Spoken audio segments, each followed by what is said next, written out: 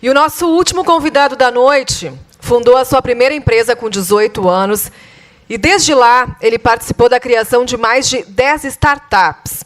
Atualmente é CEO da Zenvia, empresa que fundou em 2003 e hoje é líder em serviços de mobilidade. É também cofundador da UOL, aceleradora do Brasil. Para fazer um fechamento de tudo o que nós vimos neste encontro e falar sobre a importância do empreendedorismo, com vocês, Cássio Bobsin. Boa noite, pessoal. Eu sou fundador da Zenvia. A Zenvia é uma empresa de tecnologia que ajuda 5.000 empresas a simplificar a vida de mais ou menos 200 milhões de pessoas em todo o país. E a gente faz isso por meio de conversas inteligentes. E agora eu quero fazer um convite muito especial para vocês. Eu quero convidar todos vocês para ir comigo de volta para o futuro.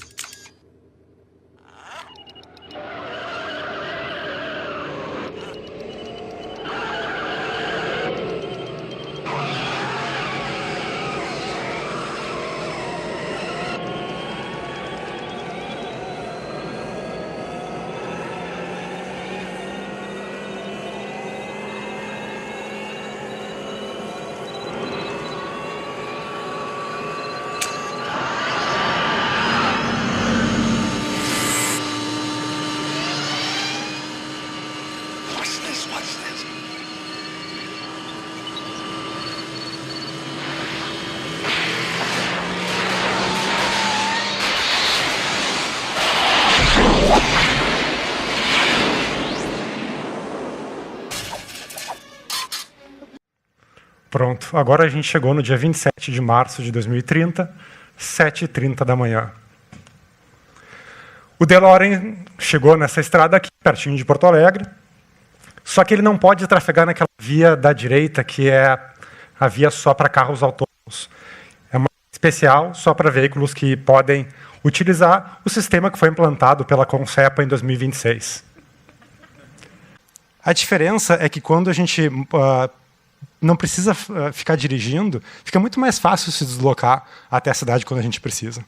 O meu relógio ele avisou que o meu plano de saúde preventivo da Unimed, ele monitora sempre meus marcadores biométricos, meu sono, todos os meus, toda a minha vida, e ele está me avisando que eu tenho um procedimento hoje para fazer na cidade. Então, ele calculou já qual foi meu ciclo de sono, e quanto tempo eu levaria para chegar até lá, considerando a minha rotina, porque ele já aprendeu isso, e fez com que eu acordasse no horário exato, que eu tivesse a melhor qualidade de sono possível. Essa minha casa ela fica um pouquinho mais distante, porque hoje dá para viver em um lugar um pouco mais tranquilo, um condomínio que foi construído pela Melnick Even, em uma região mais afastada, e o bom é que eu não preciso nem ter garagem, né, já que não precisa ter carro.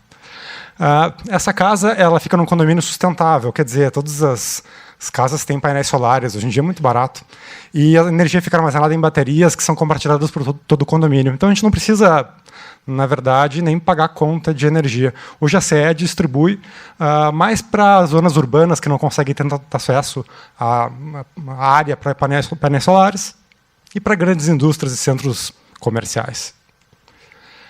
A minha casa, quando eu entro pela sala, a Unimed, de forma insistente, me lembra que eu tenho que realmente fazer o procedimento, porque meus marcadores não estão muito bons. Estou com um pouco de gastrite. Na verdade, eles previram que isso vai ficar um pouco pior, então é melhor fazer o tratamento antes de que a coisa fique um pouco mais feia. A minha filha ela começou já a aula, então ela está estudando, fazendo um curso na Unicinos, e ela está tendo aula com os colegas dela agora. 7h30 começa cedinho. Até porque ela gosta muito de aproveitar depois do dia para fazer esportes, né? E esportes hoje em dia tem 2 tipos, até é legal a gente, né, sempre explicar para quem não conhece, né, a realidade de hoje. A gente tem os esportes aqueles que a gente conhecia, né, e tem os e-sports, que são esportes digitais. É meio estranho, mas ele ficou tão famoso que os clubes até licenciaram suas marcas para que se fizessem times competindo entre si, né? Então a gente tem até o Grenal dos eSports. E o interessante é que depois, né, que eu vou Estou recém acordando, eu vou tomar meu café da manhã e eu gosto de comer coisas orgânicas assim. Então, os produtos que eu estou comendo, eles foram entregues agora da manhã e eles foram entregues diretamente do produtor.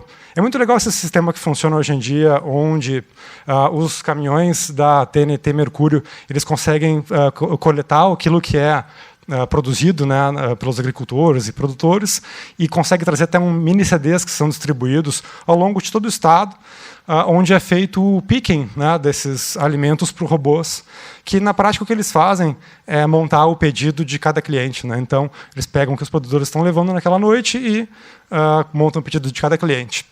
Depois isso é entregue por o sistema de entrega do Zafari, que é bem legal o serviço porque ele faz uma combinação entre o que está disponível dos produtores com boa qualidade, ele aprendeu o que a nossa família prefere, né, quais tipos de alimentos a gente prefere, ele faz um sistema de precificação e entrega de qualidade muito bom, muito dinâmico, e depois esses caminhõezinhos, que eles vêm vários juntos, né, e depois eles descem caminhõezinhos pequenos refrigerados que entregam até a nossa porta. Então fica muito prático ter o produto entregue direto em casa. E agora chegou o meu carro, né? Até eu achei super legal, porque é o Cadete modelo 2031. Permite também, quando eu entro, ele me cumprimenta, né, ele oferece para mim duas opções. Ou eu posso assistir o revival do Lost, que eu comecei a ver ontem à noite, ou ele me oferece o telejornal personalizado. E eu escolho assistir o telejornal. E é muito legal do telejornal, porque ele não é aquele telejornal que existia nos idos de 2010. Assim. É um negócio feito sob medida. Então, ele sabe quanto tempo eu vou levar de deslocamento, ele sabe o tipo de notícia que eu gosto, e aí os jornalistas da RBS produzem o conteúdo. Tem até uma super legal que eu gosto, que é a Daniela Ungaretti, ela apresenta muito bem as notícias. Então, ele monta esse conteúdo para mim. Isso foi uma tecnologia que foi, na verdade, criada os grupos de mídia ao redor do mundo criaram, eles chamam de Open Media Alliance. É tipo uma plataforma de inteligência artificial que ela é open source, né? Então todo mundo pode utilizar. Então as empresas de mídia ao redor do mundo conseguiram assim combater um pouco aquele duopólio que existia antigamente, né, do Facebook e do Google. Então hoje as empresas de mídia que produzem conteúdo também têm condições de distribuir de forma personalizada para as pessoas. E eu gosto muito de assistir as notícias, e ali eu vejo também um pouco da agenda cultural. E faz tempo que eu vi a última vez o Guri de Uruguaiana, acho que foi fazer uns 15 anos, eu acho. Então eu resolvo dar uma chance para o Guri, para, enfim, dar umas risadas no fim de semana. E aí eu vou lá, eu peço se tem ingressos ainda, né, para o espetáculo no fim de semana, e eu converso com o assistente, né, que foi criado pela Zenvia, que ele me ajuda a escolher o assento. Eu digo que eu gosto de sentar assim mais no meio, assim, né, não tão para frente nem tão para trás, e ele me entende, né, e aí ele diz: olha, tenho 2 assentos para você e quer comprar, pode comprar e reservar já, a gente organiza toda a sua vida para isso.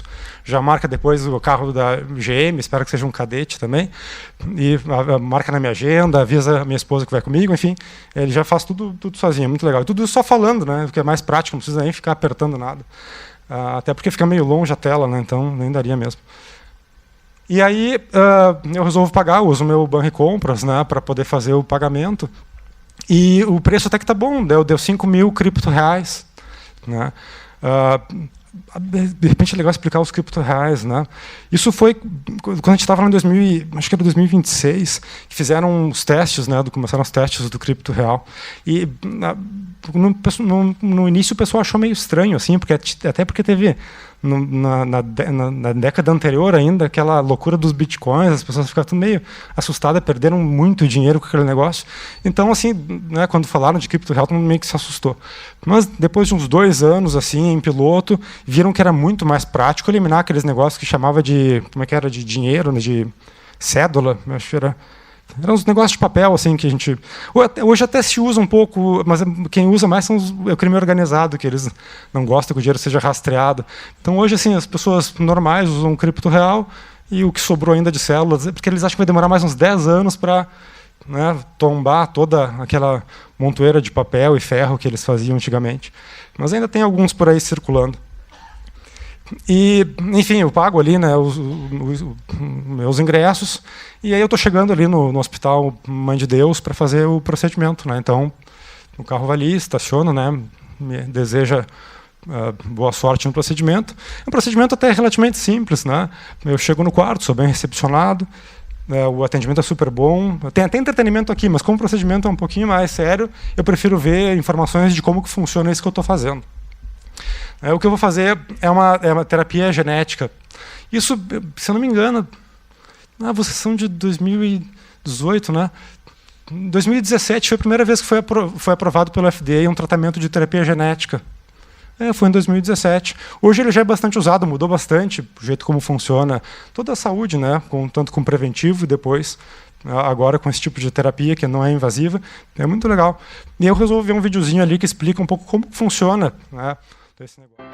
In gene therapy, a functional copy of the gene is delivered into a patient's own cells. Normal protein that is produced from a functional gene has the potential to correct the underlying cause of the disease and provide restorative therapeutic benefit.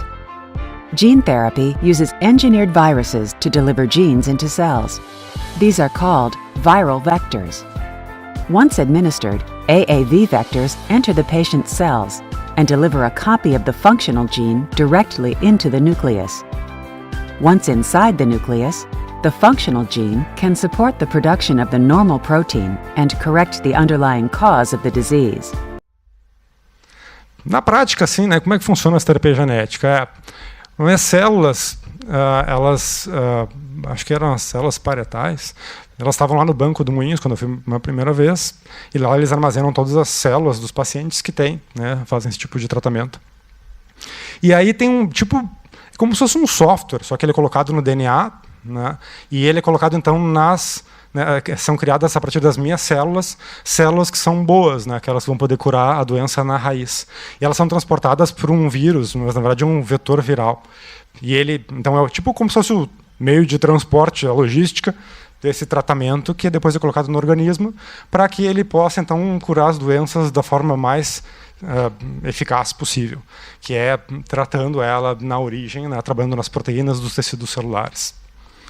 Só que depois, quando chega a nutricionista, ela vai me dar um pouco das informações, como é que vai ser o meu pós, eu fico extremamente decepcionado, porque eu me dei conta, né, ela me explicou, que eu vou ter que ficar um mês sem comer churrasco. E eu ficava pensando assim, né, putz, será que foi aquela picanha ou será que foi a linguiça do Bola que me deixou assim? E aí, na verdade, eu vou ter que suspender isso por um mês, mas depois, né, eu acho que já estou de volta à ativa. E aí começa já, né, fico mais umas horinhas ali, começo a me deslocar, eu tenho um almoço lá no Cais do Porto. É um lugar bem legal, assim, eu gosto de passear por lá de vez em quando, tomar um chimarrão no fim da tarde. E acho que deu uma boa revitalizada ali na cidade. E depois desse almoço, eu vou para o nosso escritório, que fica no Pontal do Estaleiro, que é também um empreendimento bem legal, que transformou, né, os dois transformaram bastante o horizonte da cidade vista, né, de fora. Eu chego no escritório da Zenvia, e aí eu vou então, né, já me recuperei um pouquinho, até porque o tratamento é super simples, eu vou ali então trabalhar na minha incumbência do dia. Eu fui convidado pela Amcham para falar sobre o ciclo 2040. E eu fiquei pensando assim, né, o que eu vou falar sobre daqui a 10 anos? Né? Como é que a gente vai poder imaginar o futuro tão distante, algo que a gente não consegue, é cheio de possibilidades, algo que a gente não consegue visualizar, não consegue tangibilizar, né? E eu penso assim que uma das principais coisas quando a gente pensa no futuro é entender, será que a gente tem espaço aí? Será que esse futuro é para a gente ou será que ele é contra a gente?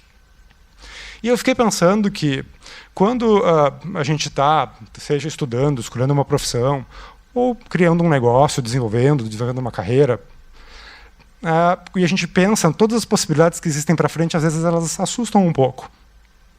Mas se a gente se abre para elas e abraça elas e usa isso a favor, talvez a gente tenha condições de lidar com toda essa mudança, toda essa evolução e fazer com que ela seja parte da gente mesmo.